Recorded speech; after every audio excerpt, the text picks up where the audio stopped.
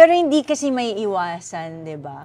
Na makakita, makarinig ka ng mga criticisms. Oh, for sure. Di ba? Lagi naman. So, if there's one thing na hindi mo makakalimutan na criticism na sa buong volleyball career mo until now, what would that be?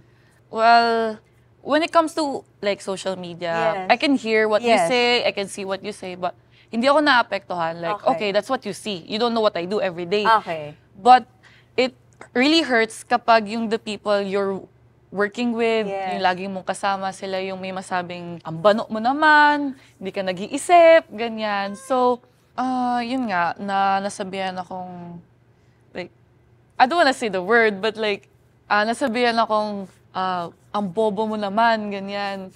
Parang hindi ka nag-iisip, ganyan. So, yun naman yung, well, someone I'm close with told me that. So, kaya ako nasaktan.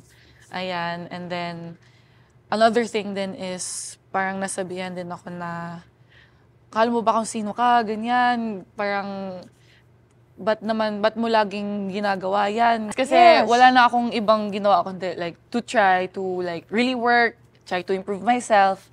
And it hurts, but yun nga, I think talagang darating naman sa point na ganon and something na kailangan lang to like go through. And hopefully I could grow through that din.